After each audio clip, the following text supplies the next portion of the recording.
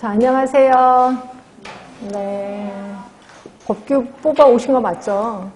법규, 제가 이거 뽑아 오라고 제가 그때 부탁드렸었는데, 맞죠? 이거 먼저 그러니까 법 전문을 다 본 다음에 문제를 풀으셔야 됩니다.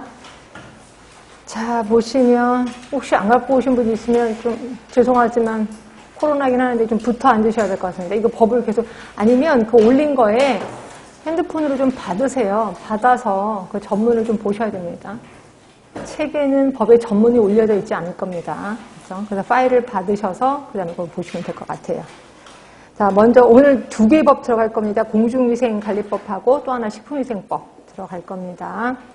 자, 맨 처음에 보시면 공중위생관리법 들어갈게요. 목적은 뭐 그렇다 치더라도 정의 부분 들어갑니다. 정의 부분.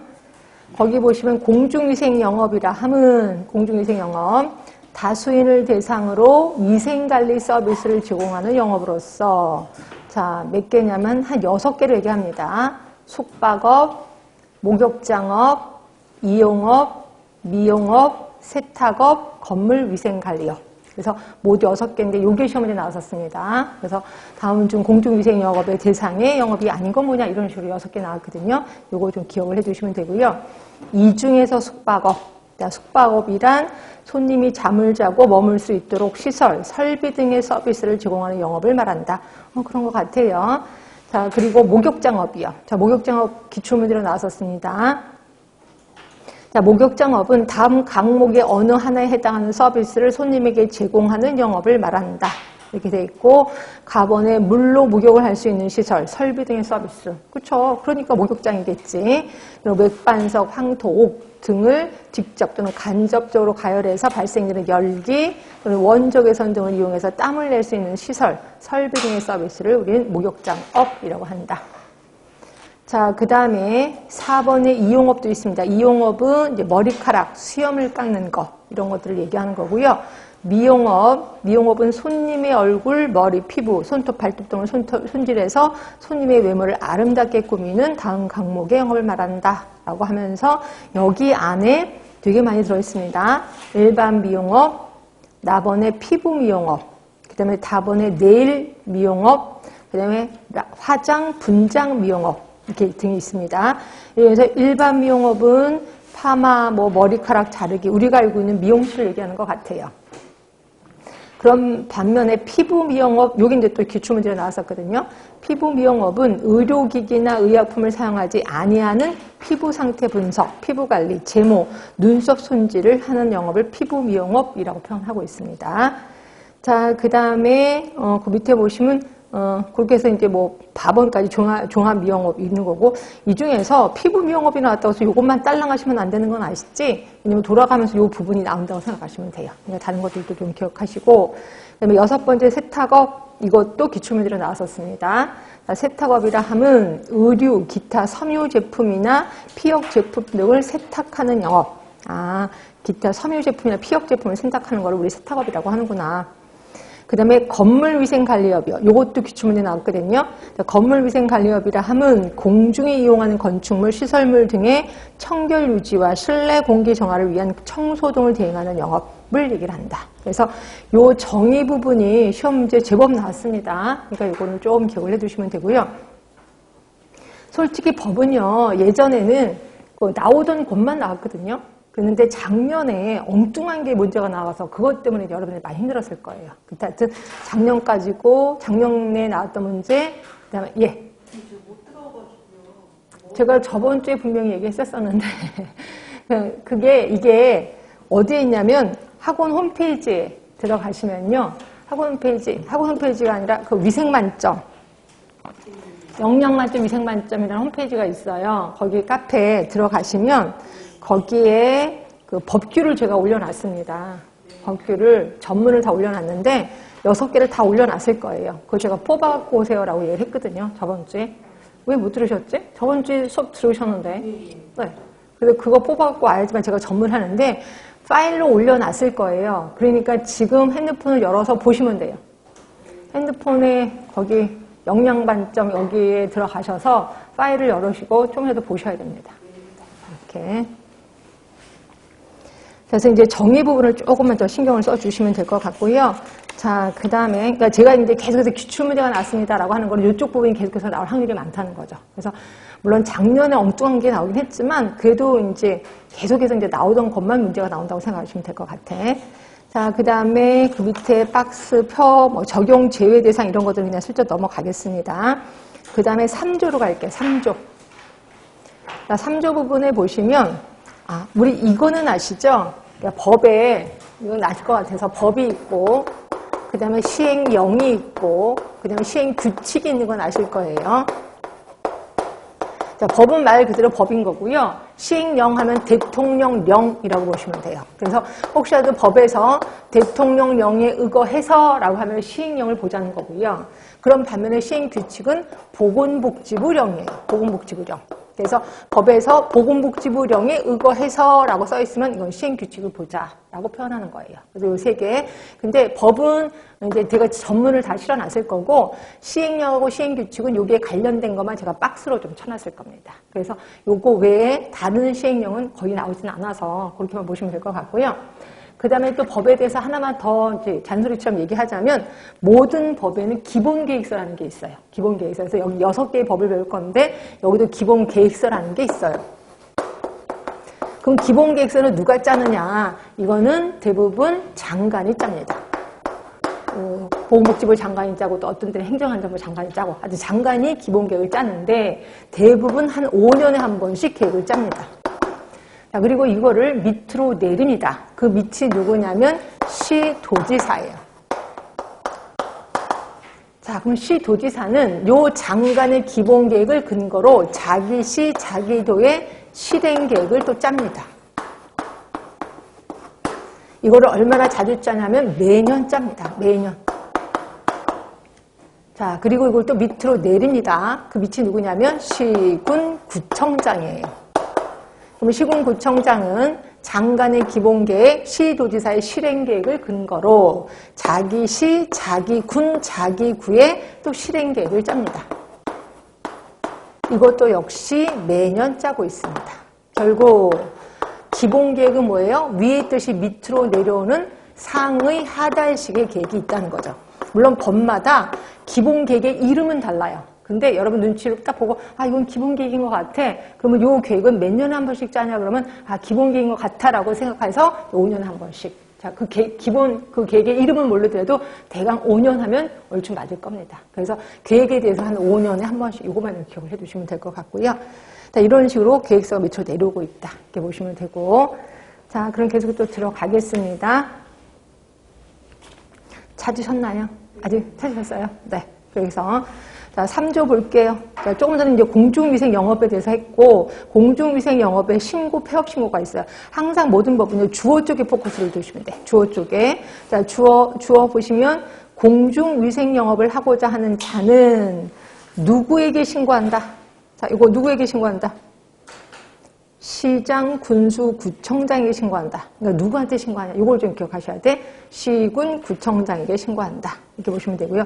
이것도 걱정돼서 물어보는 건데 시도지사의 시하고 시군, 구청장의 시하고 다른 사람이겠지? 그렇죠? 그래서 시도지사의 시는 서울특별시 시장을 얘기하는 거고요. 시군, 구청장의 시는 뭐 용인시, 안양시 이렇게 작은 시의 시장을 얘기하는 겁니다. 그래서 둘이 좀 다르다라고 보시면 되고 하여튼 공중위생 영업을 하고자 하는 사람은 물론 시설 및 설비를 갖춰야 되겠죠. 그리고 시군구청에 신고하면 되는구나 이렇게 보시면 되고요. 동그라미 2번도 있습니다. 자, 이렇게 공중위생 영업에 신고를 한 자는 공중위생 영업을 또 폐업한 날로부터 20일 이내에 시군구청장에 신고해야 된다. 이거를 개업하려고 할 때도 신고, 폐업하려고 할 때도 신고, 누구한테? 시군구청장에게. 이렇게 해서 기억을 해두시면 되고요. 자, 그 밑에 시행규칙 3조는 신고하려면 이런 서류가 필요하다라고 했는데, 이런 굳이 모르셔도 될 것 같아서 일단 넘어가겠습니다. 그래서 계속 쭉 넘어가는 게 꽤나 많아요. 왜냐면 이런 것들 다 공부하면 좋은데, 그냥 우리는 그냥 기출문제 나온 것만 좀 하도록 하겠습니다. 자, 그 다음에 3조의 2가 있어요. 3조의 2. 자, 3조의 2를 보시면, 근데 요거는 공중위생영업의 승계야. 그러니까 내가 그만두고 내 자식한테 좀 넘겨주고 싶어. 이럴 때는 어떡하냐 이거죠. 승계입니다.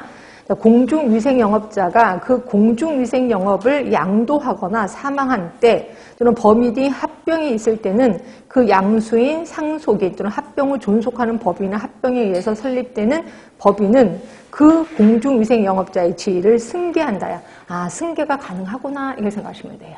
그렇죠? 그래서 내가 자식한테 물려주고 싶어? 그럼 이걸 그대로 승계가 할 수 있다. 3조의 2입니다. 3조의 2. 네, 그렇게 해서 보시면 되고요. 자, 그 다음에 옆에 가시면 4조가 있을 겁니다. 4조. 자, 공중위생영업자의 위생관리 의무에 대해서 볼 거예요. 의무. 거기에서 보시면 동그라미 3번이에요. 3번을 보시면, 그러니까 2번은 이제 목욕장업을 하는 사람이 지켜야 할 사항이 있고, 3번은 이용업을 하는 사람이 지켜야 되는 게 있고, 4번은 미용업을 하는 사람이 지켜야 되는 의무가 있고요. 그 다음에 5번은 세탁업을 하는 사람이 지켜야 될 사항.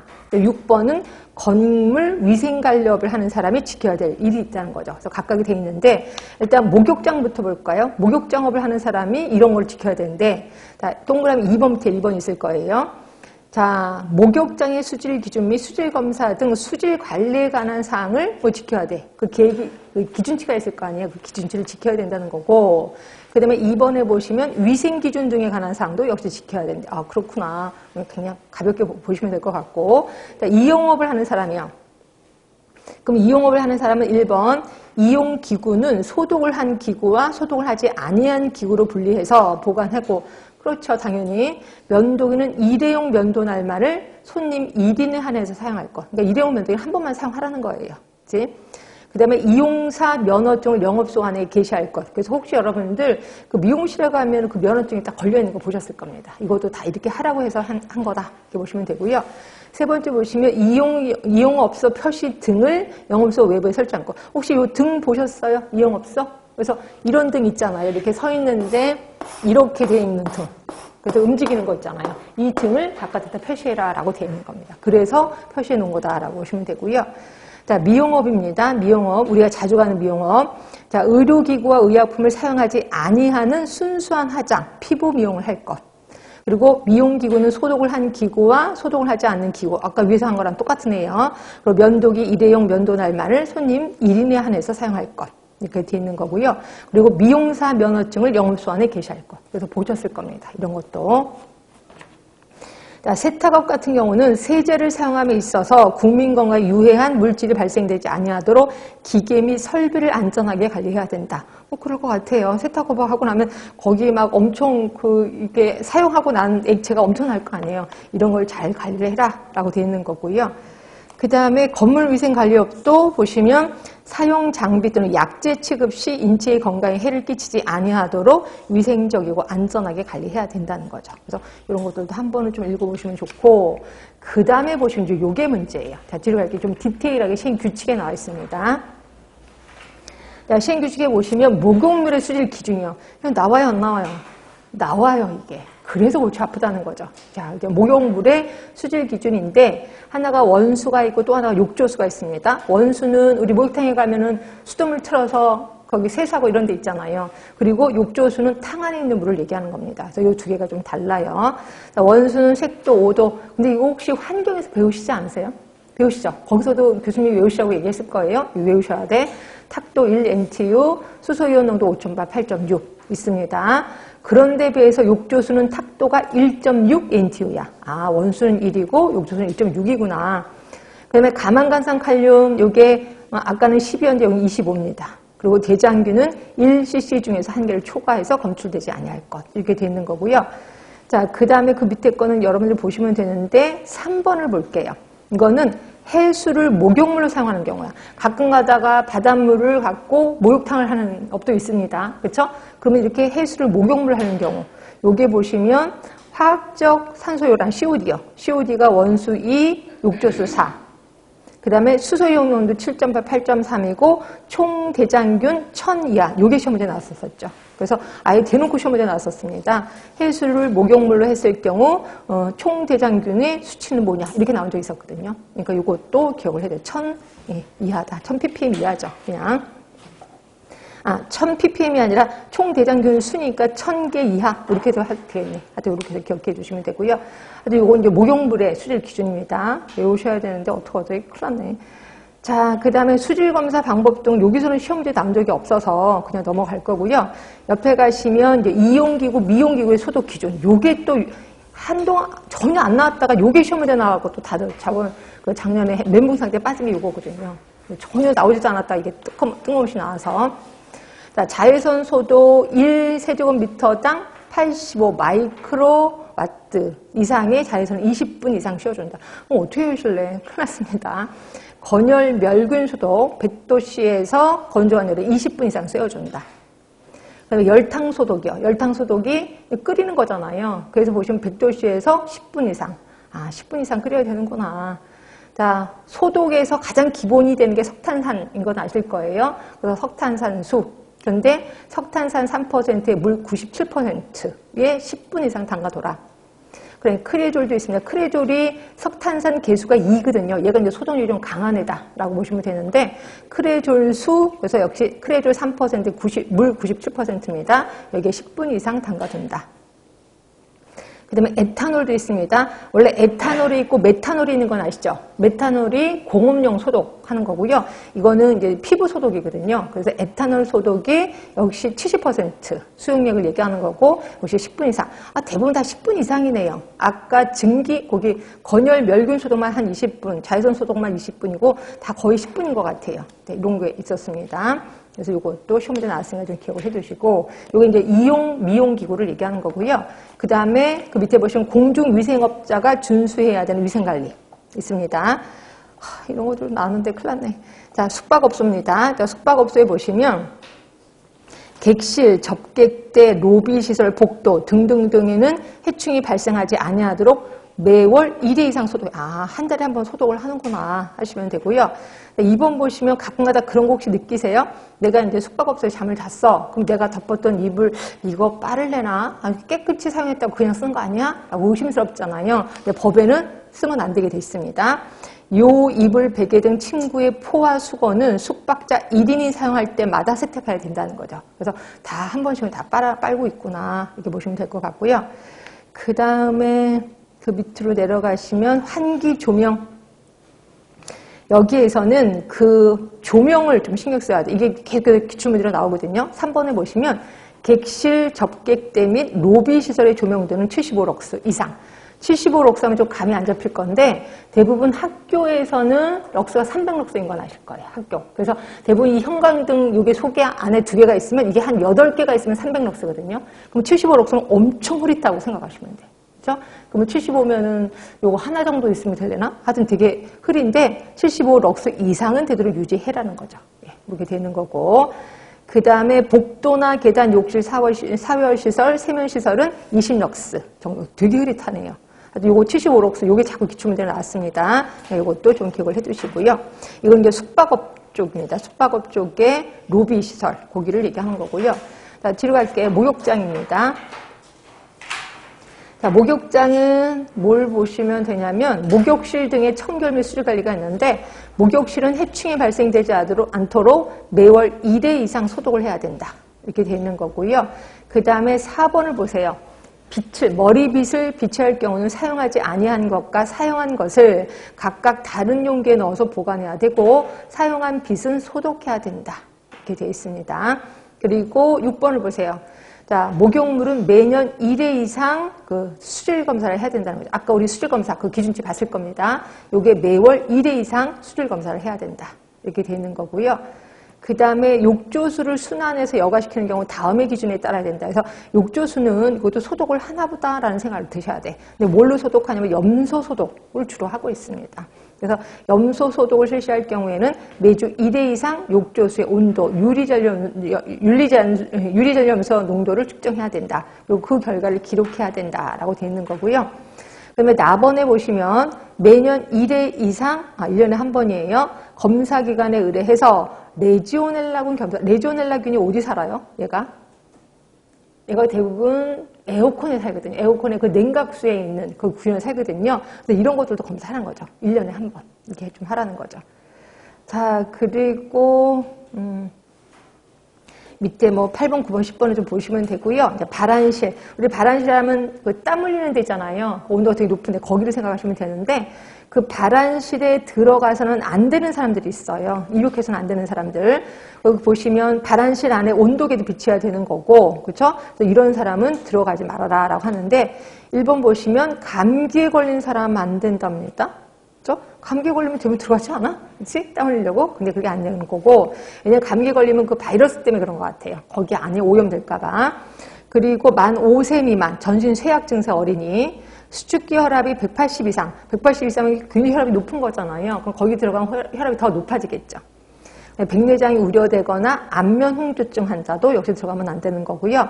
노약자, 임산부, 고열 환자, 중증 심장병 환자도 그렇고 술을 마시는 2시간 이내 사람도 들어가면 안 된다. 이렇게 되어 있습니다. 출혈을 많이 한 사람도 그렇고 그래서 이런 사람들은 들어가면 안 된다라고 되어 있는 거고, 자 발안실에 거기 보시면 그러니까 목욕장에 조명 한기, 목욕장에 조명 한기, 발안실, 휴게실, 탈의실 등등등 몇 럭스래요?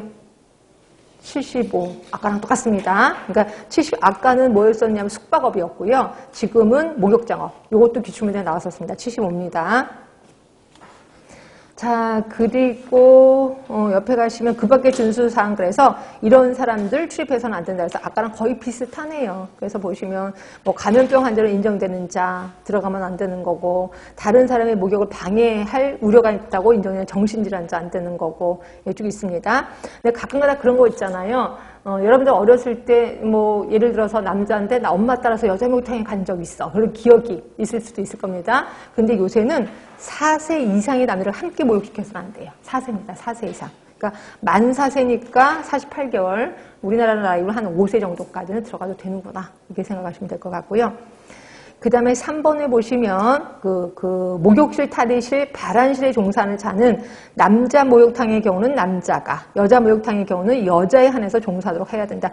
예전에는 어땠었어요? 남자 목욕탕에 뭐 여자가 가서 종사하는 경우도 있었거든요. 그리고 못하게끔 이렇게 법으로 다 정해놨습니다. 이렇게 하시면 되고, 그 다음에 거기 밑으로 쭉 내려가시면 10번도 있을 거예요.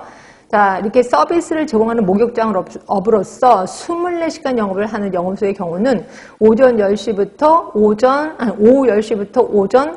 5시, 그러니까 새벽입니다. 새벽의 범위에서 시도지사가 정하는 청소년의 출입을 제한해야 된다. 아, 청소년이 들어가면 안 되는 거네. 오후 10시부터 오전 5시까지. 네, 그렇게 해주시면 되고. 그 다음에 3번에 이용업자. 자, 이용업자 있습니다. 거기에 영업장 안에 조명도 몇 럭스? 75. 계속해서 75입니다. 이 정도는 빨리 외워두셔야 돼. 75 럭스 이상이 되도록 해야 된다. 이렇게 돼 있는 거고.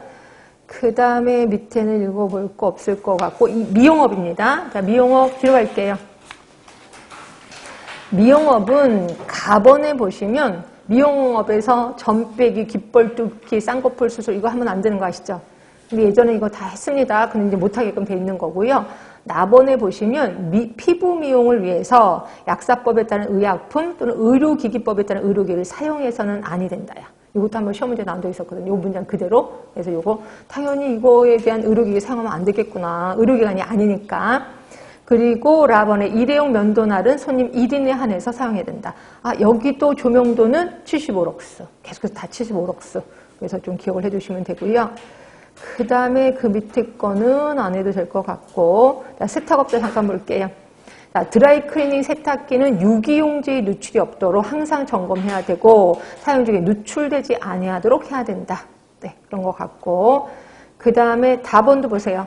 세탁업자는 업소에 보관 중인 세탁물에 좀이나 곰팡이들이 생성하지 않도록 위생적으로 관리해야 된다. 네, 이렇게 되어 있습니다. 밑에 건물위생관리업자도 그냥 보시면 될 것 같고요. 그래서 여기서 제법 시험 문제 나왔었습니다. 좀 신경을 써주시면 되고, 그 다음에 5조는 이거는 그때 한때 막 불법 카메라 때문에 난리가 나서 그것 때문에 이제 시험 문제 한번 나온 적 있었습니다. 그래서 보시면 공중위생 영업자의 불법 카메라 설치 금지. 그래서 공중위생 영업자는 영업소에 이제 카메라, 그 밖에 이와 유사한 기능을 갖춘 기계 장비를 설치해서는 아니 된다라고 되어 있습니다. 하여튼 이것도 기출문제가 나왔었습니다. 자, 그럼 이제 면허 얘기를 좀 할 건데요. 이용사, 미용사, 이분 다 면허입니다. 누가 주는 면허래? 누가 주는? 시군 구청장의 면허입니다. 그럼 이분들은 시험 보실까요? 안 보실까요? 국가시험. 안 봐요. 국가시험 안 보고 그냥 면허를 받습니다. 그렇죠? 그럼 어떤 경우 그냥 무조건 지나가는 사람 다 면허 주진 않을 거 아니에요. 그렇죠? 그래서 이용사, 미용사가 되고자 하는 자는 보건복지부령으로 정하는 바에 따라 시군구청장의 면허를 받아야 된다. 그럼 누가 받느냐? 그 밑에 1번부터 4번까지 요 분이 이제 면허를 받는다는 거죠. 그래서 1번 봤더니 전문대학 이와 같은 수준의 학력이 있다고 교육부 장관이 인정한 학교에서 그 과를 졸업한 자. 그러니까 이용학과, 뭐 미용학과를 졸업한 자. 그러면 이 면허를 받는다는 거죠. 그 다음에 1의 2는 이제 전문대학을 얘기하는 거고요. 그 다음에 2는 고등학교 또는 이와 같은 수준의 학력이 있다고 교육부 장관이 인정한 학교에서 미용에 관한 학과를 졸업한 자. 그러니까 고등학교를 나와도 이걸 받을 수 있다는 거고요. 그 다음에 3번에 보시면 특성화 고등학교, 고등기술학교, 고등학교 또는 고등기술학교에 준하는 각종 학교에서 1년 이상 미용에 관한 소정의 과정을 이수해도 역시 받을 수 있는 거고요.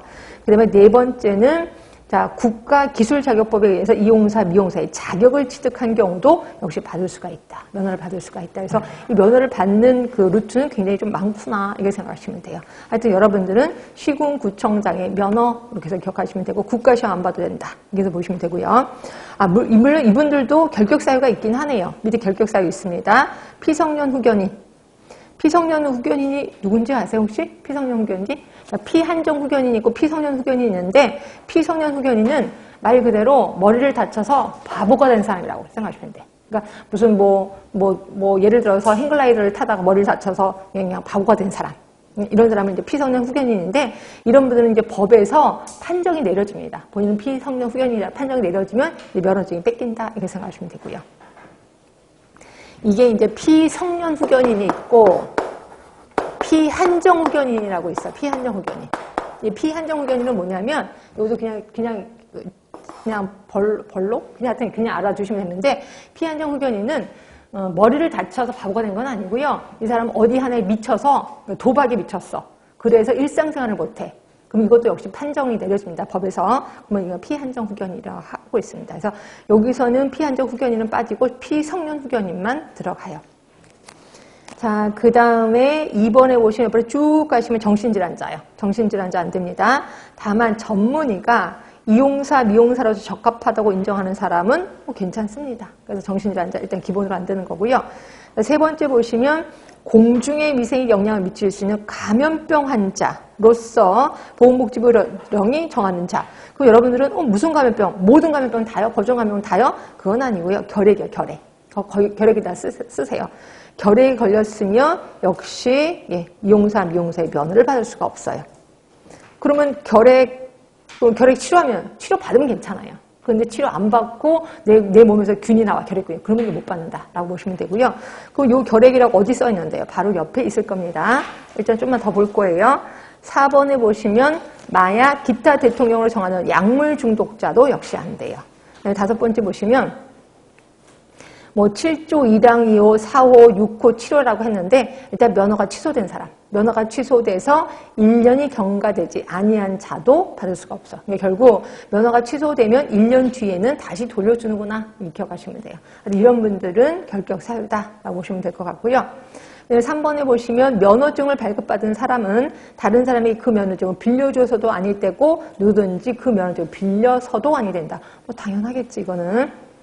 자, 그 다음에 그 밑에 보시면 이제 이용사, 미용사의 면허. 내가 이제 면허를 받고 싶어. 내가 요번에 미용학과를 졸업했거든요. 받고 싶어. 그러면 이용사, 미용사의 면허를 받으려는 자는 물론 여러 가지 서류가 있을 겁니다. 그 서류를 갖추고 누구에게 제출한다고? 시군구청장에게. 왜? 시군구청장에 면허를 주는 사람이니까. 이분들에게 제출을 합니다. 그러면 동그라미 2번이요. 동그라미 2번. 자, 신청을 받은 시군구청장은 옆에 가시면 행정정보의 공동 이용을 통해서 각 호의 서류를 확인해봐. 이 혹시 서류가 가짜일 수도 있잖아요. 그래서 이걸 확인해봐요. 그래서 확인해봐서 좀 괜찮으면 이제 된 거지. 3번도 보세요. 3번. 아까 결핵 거기 써있죠. 보건복지부령이 정하는 자란 감염병 예방법 2조의 3호 항목에 따른 결핵이요. 결핵. 근데 이때 비감염성 질환은 제외되는 거야. 그래서 만약에 결핵균이 나오는 뭐 활동성 결핵이다. 그러면 이제 제외된다. 아까 제가 면허를 딸 수 없다라고 표현했습니다. 그걸 얘기하는 거고요. 그 다음에 이제 시행규제 10조입니다. 면허증의 재발급. 내가 면허증의 기재사항을 변경해야 돼. 또는 면허증을 잃어버렸어. 또는 면허증이 헐어서 못 쓰게 됐어. 그러면 재발급을 신청할 수 있습니다. 재발급하는 것도 서류 가져서 누구한테 신청한다? 시군구청장에게 신청을 해요. 시군구청장이 이걸 주는 거니까. 네, 그렇게 써주시면 되고, 예전에 그것도 나왔는데, 재발급 언제 하는지, 아니, 재발급은 언제 하는지. 그래서 찢어서 못 썼을 때, 또는 잊어버렸을 때, 뭐 이런 식으로 좀 기억을 해주시면 됩니다. 또는 기재사항에 변경이 있을 때, 이렇게 세 케이스는 재발급을 받을 수 있다 하시면 될 것 같고요. 자, 뒤로 갑니다. 자, 요걸 이제 조금 전에 한 건 이용사, 미용사의 면허고요. 그 다음에 6조에 있는 위생사 면허. 위생사 면허 당연히 시험 문제 엄청 많이 나옵니다. 이쪽 부분이. 자, 위생사가 되려는 사람은, 이분은 국가시험을 보내요. 위생사 국가시험에 합격한 후 보건복지부 장관의 면허입니다. 아까는 뭐의 면허였었어요? 아까는 시군구청장의 면허거든요. 위생사는 보건복지부 장관의 면허예요. 그래서 우리가 시험을 보는 거지. 자, 그럼 어떤 사람이 시험을 볼 자격이 있는데, 자, 1번. 전문대학이나 이화 수준 이상에 해당된다고 교육부 장관이 인정하는 학교에서 밑에 보건 또는 위생에 관한 교육과정을 이수하는 사람. 지금 시험 볼 자격이 있는 사람입니다. 자, 2번. 전문대학을 졸업한 사람과 같은 수준의 학력이 있는 것으로 인정돼서 보건위생에 관한 학위를 취득하는 사람. 그 다음에 세 번째. 자, 외국의 위생사 면허 자격 외국의 위생사 면허 어떤 자격이 있는 사람이 우리나라에 와서 바로 위생사 못하네요. 또 시험을 봐야 되네요. 그렇죠? 시험을 봐서 합격을 하면 그 다음에 받을 수가 있다라고 보시면 됩니다. 결국 시험 볼 수 있는 세 사람이에요. 학교를 졸업한 사람, 또 전문대학 졸업한 사람, 외국의 위생사 면허를 갖고 있는 사람. 그러면 시험을 볼 수 있다 하시면 되고요. 당연히 기출문제 나왔었습니다. 이 부분. 자, 그 다음에 시험은 국가시험 1년에 몇 번 본대요? 한 번 보네요. 누가 실시한대요? 보건복지부 장관이 합니다. 왜? 보건복지부 장관이 면허를 주는 사람이니까. 자, 그리고 동그라미 3번 보세요. 보건복지부 장관은 근데 바쁘셔서 이분이 직접 하실래나? 예, 다른 사람한테 맡기겠죠? 누구한테 맡기냐면 옆으로 가서 3번에 오른쪽으로 가시면 있을 거야. 한국보건의료인 국가시험원에 위탁합니다. 한국보건의료인 국가시험원에 위탁한다. 자, 네 번째입니다. 자, 부정행위 나옵니다. 국가시험 볼 때 혹시라도 부정행위를 했어. 그러면 그 시험이 정지되거나 합격이 무효로 되는 겁니다. 그러면 동그라미 5번. 이렇게 시험이 정지되거나 합격이 무효되는 사람은 몇 번 국가시험에 응시할 수 없대? 2번입니다. 2번. 그렇지? 자, 그러면 이렇게 한번 시험 문제가 나왔을 때 어떻게 하실 거예요? 자, 제가 시험 보다가 핸드폰을 소지했어요. 핸드폰을 소지한 사람에 대한 벌칙, 소지폰을 소지한 사람에 대해서 어떻게 처리하느냐. 가나다라로 그때 나왔던 기억이 나는데 가가 수험을 정지시킨다. 나번 불합격시킨다. 4번 합격을 취소한다. 나번 그냥 봐준다. 자, 1번 가, 나, 다. 2번 가, 다. 중에서 답을 골라보세요. 답은 1번이야, 2번이야? 2번이지? 2번. 그치? 요 두 개죠? 그러면 불합격, 합격해주나요? 그게 아니죠. 그치? 불합격이면 그 다음에 시험 볼 수 있잖아. 다음에. 근데 수험을 정지하거나 합격을 취소해야 그 다음에 2번 시험을 보는 거죠. 그래서 항상 법은 법대로만 하셔야 돼. 이게 유치해서 불합격 아닌가? 그렇게 해서 답을 1번 하시면 큰일 나는 거죠. 그래서 답은 1번 하시면 될 것 같고요. 자, 이렇게 해서 2번 시험을 못 봅니다. 그래서 좀 조심하셔야 돼. 부정행위 하면 안 됩니다. 자, 그리고 동그라미 6번 보건복지부 장관은 위생사 면허를 부여할 때 옆에 가시면 면허대장에 등록하고 면허증을 발급해야 된다. 그래서 대장에 뭔가를 등록하는구나. 그럼 등록하는 내용이 뭔데? 그것도 시험 문제 나왔었습니다. 너무한 것 같아요. 하여튼 그것도 좀 이따 볼 겁니다. 자, 동그라미 7번 다음 각구에 해당하는 사람은 위생사 면허를 받을 수 없대요. 결격사유 나옵니다. 아까 미용사, 이용사도 결격사유 있었었지? 여기도 있습니다.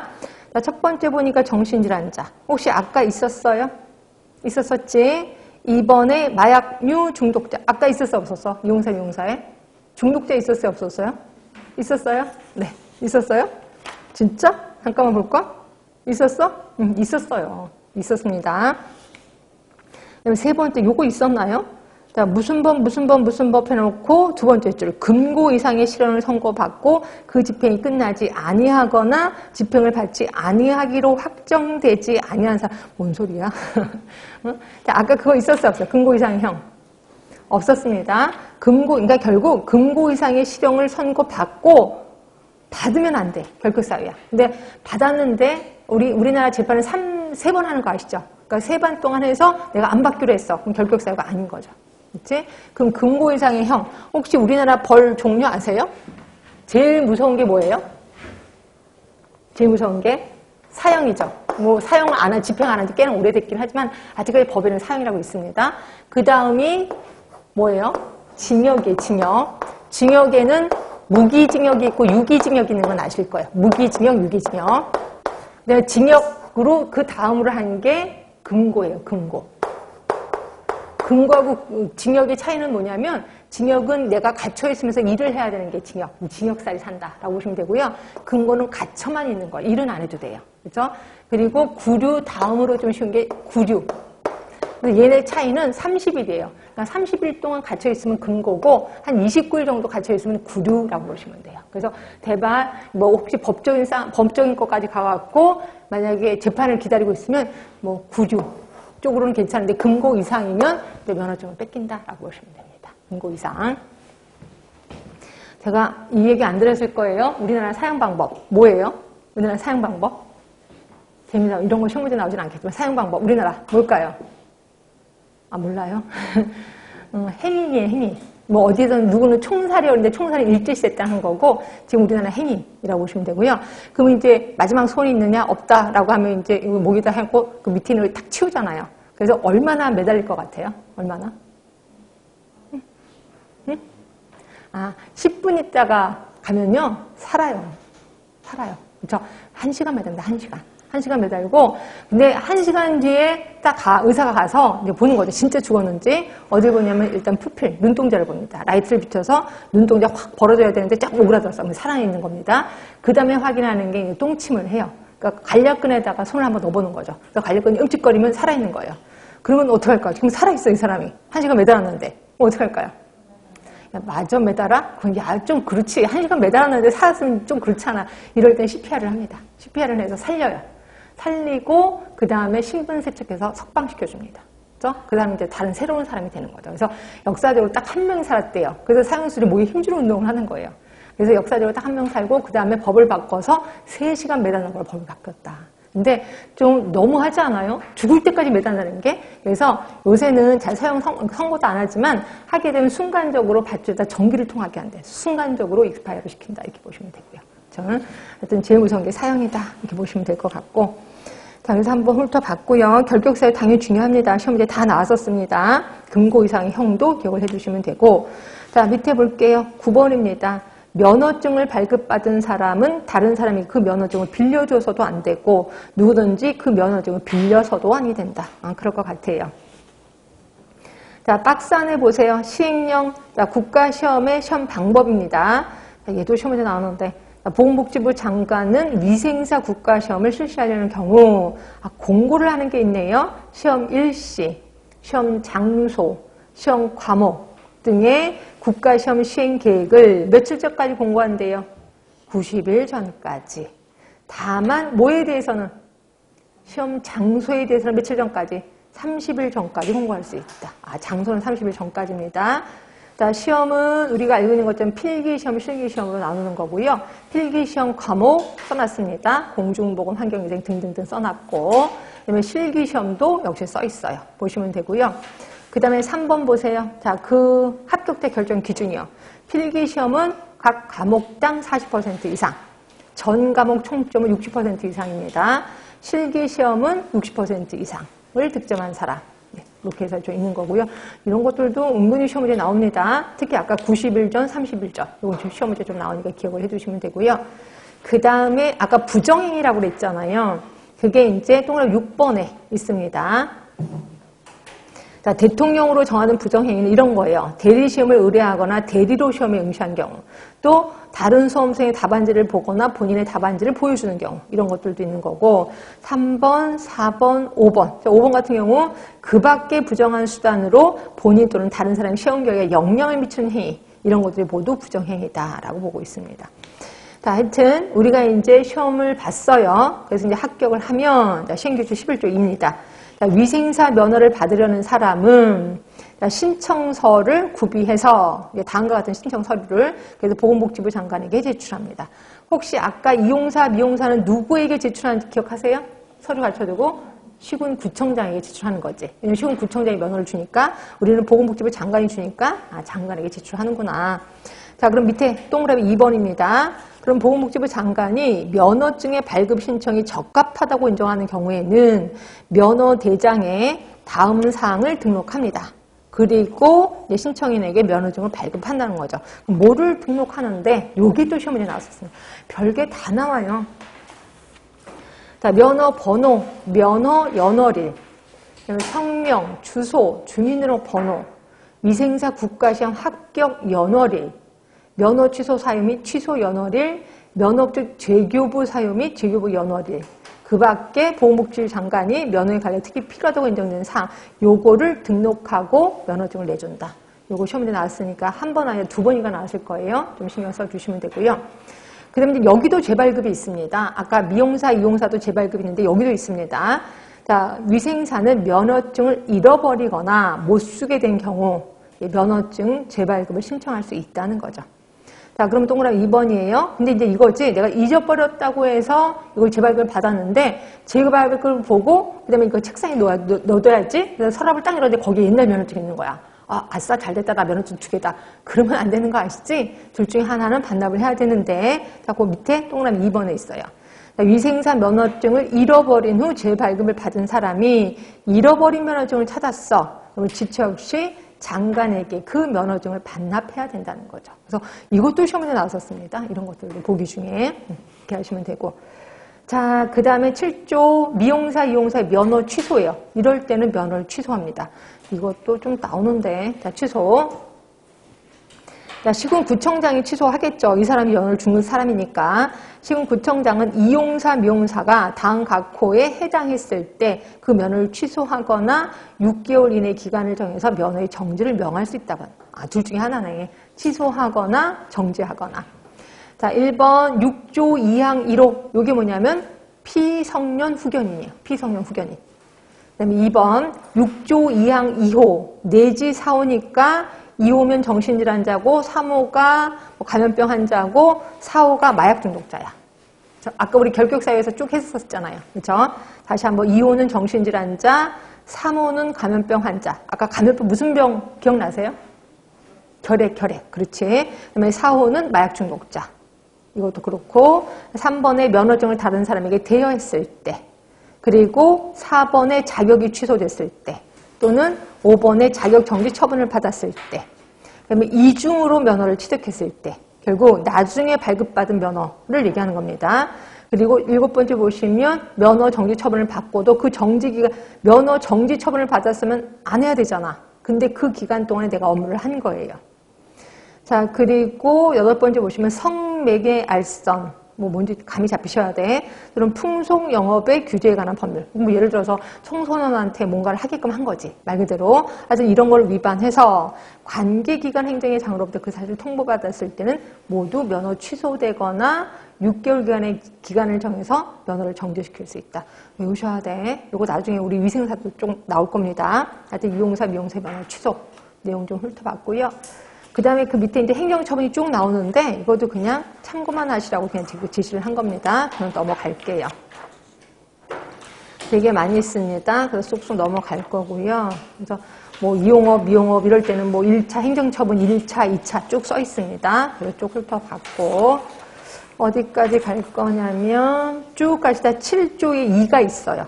조금 전에 이용사, 미용사 면허 취소가 있고 이제부터는 위생사 면허 취소하겠습니다. 위생사의 면허 취소. 7조의 2, 29쪽에 있을 겁니다. 29쪽. 29쪽에 있을 겁니다. 위생사의 면허 취소. 보이시나요? 네, 보이시죠? 이거 기출, 단골 기출입니다, 여기는. 자, 보건복지부 장관은 위생사가 다음 각호 어느 하나에 해당되는 경우 그 면허를 취소한다. 이렇게 되어 있는 거고요. 6조의 2, 7항의 각호 어느 하나. 요게 이제 결격사유. 아까 결격사유 다 배우셨죠? 그 결격사유에 해당되면 면허 취소입니다. 면허 취소. 그다음에 두 번째는 면허증을 대여했을 때 당연히 면허 취소입니다. 그다음에 동그라미 2번 위생사는 그 면허가 취소된 후 그 처분의 원인이 된 사유가 소멸될 때는 그 사람에 대해서 다시 면허를 부여할 수 있다는 거죠. 아까 결격사유 혹시 기억나세요? 결격사유? 정신질환자가 됐을 때, 약물 중독자가 됐을 때 이런 거 있잖아요. 근데 내가 치료를 다 한 거야. 정신질환을. 그러면 바로 면허증을 다시 돌려준다는 거죠. 그렇죠? 자, 그리고 위생사 면허의 재부여. 자, 보시면 그 박스 아닙니다. 위생사 면허가 취소된 사람이 다시 면허를 받으려는 경우에는 위생사 면허증 재부여 신청서에 다음 각호 서류를 첨부해서 장관에게 제출해야 된다. 그래서 면허 취소의 원인이 된 사유가 소멸됐어. 그 증명하는 서류, 그다음에 사진 주장을 놓으면 다시 부여받을 수 있다는 거죠. 그래서 사유가 없어지면 바로 그냥 줍니다. 이렇게 알고 계시면 되고요. 이게 결국 금고 이상의 형을 살아도 다 살았어. 사고 나오면 다시 또 면허증을 준다는 거죠. 이렇게 보시면 되고. 자, 그 다음에 이제 8조의 이용사, 미용사의 업무 범위가 있어요. 이쪽 부분은 잘 안 나오긴 하더라고요. 근데 이쪽 부분보다는 저는 8조의 2를 볼 거야. 8조의 2, 위생사의 업무 범위. 요거 시험 문제 엄청 많이 나옵니다. 그러니까 미용사, 이용사의 업무 범위보다는 위생사의 업무 범위가 좀 많이 나오는데 보시면 1번입니다. 8조의 2로 갈 거예요. 공중위생영업소, 공중이용시설 및 위생용품의 위생관리, 음료수의 처리 및 위생관리, 이거 그대로 문장이 나와서 그냥 그대로 좀 알고 계시면 좋은데 외우기도 힘들고, 쓰레기, 분뇨, 하수, 그 밖의 폐기물의 처리, 식품, 식품 첨가물과 이에 관련된 기구, 용기 및 포장의 제조와 가공에 관한 위생관리, 그리고 유해곤충, 설치류, 또 매개체 관리. 아, 설치류까지도 우리가 관리하는구나. 그리고 그 밖에 대통령으로 정한 업무. 대통령령이니까 시행령을 보라는 거죠. 그래서 보시면 대통령으로 정하는 업무가 두 개입니다. 소독 업무, 보건관리 업무. 얘는 따로 시험 문제가 나섰어요. 그래서 위생사의 업무 범위 중에서 대통령으로 정하는 업무로 옳은 건 뭐냐 이렇게 해서 시험 문제 따로 나왔거든요. 그러니까 이 두 개는 따로 외우셔야 돼. 소독 업무, 보건관리 업무. 그래서 이 부분이 기출문제 단골이라고 보시면 될 것 같고요. 자, 그래서 이용사, 미용사의 업무 대신에 이걸 그냥 하겠습니다. 이렇게 해서 넘어갈 거고요. 그 다음에 뒤에 가시면 9조의 2, 9조의 2. 영업의 제한입니다. 영업의 제한. 자, 시도지사는 공익상 또는 선량한 풍속을 유지하기 위해서 필요하다고 인정하는 때는 공중위생영업자 및 종사원에 대해서 영업시간, 영업행위에 대한 필요한 제한을 줄 수가 있다는 거죠. 그래서 필요하다면 뭐 9시 이후에는 영업을 못하게 하기도 하고, 뭐 지금 같은 경우는 뭐 10시 이후에 못하게 하고 뭐 이런 식으로 하겠죠. 그러니까 영업의 제한 누가 한대요? 시군구청장이에요? 시도지사예요? 시도지사가 합니다. 아까 대부분 뭐 물론 뭐 위생사 같은 보건복지부 장관이 면허를 주긴 하지만 하여튼 이용사, 미용사는 시군구청장이 주거든요. 그 윗분인 시도지사가 영업을 제한한다. 이렇게 보시면 되고요. 위생지도 개선 명령입니다. 시도지사, 시군구청장은 당 각호 어느 하나에 해당하는 자에 대해서는 그 기간을 정해서 개선을 명령할 수 있다는 거죠. 그래서 봤더니 규정에 의한 공중위생 영업의 종류별 시설, 설비 기준을 위반한 공중위생 영업자, 또 위생관리 의무 등을 위반한 공중위생 영업자, 이분들에게는 개선을 명령한다는 거지. 누가? 시도지사, 시군구청장이. 자, 그리고 그 밑에 보시면 개선 기간이 있는데 몇 개월이래요? 개선 기간? 6개월이래요. 근데 6개월 갖고 너무 짧은데요? 그렇게 얘기를 하면 또 동그라미 2번에 있어요. 동그라미 2번에 마지막 줄에 보시면 6개월 범위 내에서 개선 기간을 연장할 수 있다는 거죠. 그래서 처음에 6개월 주고 그 다음에 좀 뭐 모자르다고 그러면 6개월을 또 연장할 수가 있다. 이렇게 보고 있습니다. 그 다음에 11조는 이제 요거는 공중위생 영업소의 폐쇄예요. 폐쇄. 그러니까 폐쇄를 명령하는 겁니다. 당연히 시군구청장이 하는 건데 시군구청장이 공중위생영업자가 다음 각호 어느 하나에 해당하면 6개월 이내의 기간을 정해서 영업의 정지 또는 일부 시설의 사용 중지를 명하거나 영업소 폐쇄 등을 명할 수 있다는 거죠. 그래서 보시면 나쁜 일을 많이 쓸 때지 뭐. 그래서 이걸 다 외우기도 그렇고 1번부터 8번까지가 있는데 예를 들어서 영업 신고를 하지 아니하거나 시설과 시설 기준을 위반했어. 또는 변경 신고를 하지 않았어. 이런 거예요. 이럴 경우에는 폐쇄를 명령하기도 한다는 거죠. 그럼 여기서 여러분들 기억하실 건 뭐냐면 폐쇄를 명령하는 사람 누군데 이걸 기억하셔야 돼. 누구예요? 시군구청장이에요. 시군구청장. 그래서 보시면 되고 그 다음에 동그라미 3번도 있어요. 시군구청장은 다음 각호 어느 하나에 해당하는 경우에도 영업소 폐쇄를 명령합니다. 자, 뭐냐면 공중위생영업자가 정당한 사유 없이 자기가 공중위생 영업을 하겠다고 신고를 했거든요. 그런데 아무 이유 없이 6개월 이상 계속 휴업을 하는 거야. 그랬을 때도 역시 영업소를 폐쇄합니다. 여기서는 누가 폐쇄하는 건 이미 알아. 시군구청장인데 몇 개월 이상 계속 휴업할 경우 몇 개월? 6개월. 이렇게 해서 좀 기억을 해두시면 돼요. 이렇게 있고 자, 그 다음에 11조에 요거까지 하고 좀만 쉴게요. 이건 이제 과징금 처분인데 솔직히 말해서 이게 이제 공중위생 영업소를 폐쇄를 명령하잖아요. 근데 대부분 뭐 6개월 정도 기간을 정하는데 6개월 다 풀라는 게 아니라 너 1개월 쉬어 이렇게 하는 경우가 많아. 그러면 어떤 사람은 좋아라 해요. 왜? 1개월 동안 놀아야 되겠다. 가서 신나게 외국 갔다 와야 되겠다. 신나겠다. 그래서 이렇게 하는 사람이 있거든요. 그러면 누가 더 손해를 보냐면 손님들이 뜬금없이 손해를 보는 거예요. 나 여기 단골이었는데 여기 문 닫았네. 그래서 이제 손님들이 손해를 볼까봐 그래 너 분명히 네 죄를 보면 폐쇄를 해야 되는 게 맞는데 손님들 때문에 불편할까봐 돈으로 때워. 이게 이제 과징금 처분이라고 보시면 돼. 그래서 돈으로 때우는데 돈이 액수가 얼마예요? 1억 원 이하예요. 1억 원 이하. 그래서 첫 번째 보시면 시군구청장은 영업정지가 이용자에게 심한 불편을 주거나 그 밖에 공익을 해야 할 우려가 있을 경우에는 영업정지 처분에 가름하는 1억 원 이하의 과징금을 부과할 수 있다. 이렇게 보시면 됩니다. 그래서 조금만 쉬셨다가 마저 하도록 하겠습니다.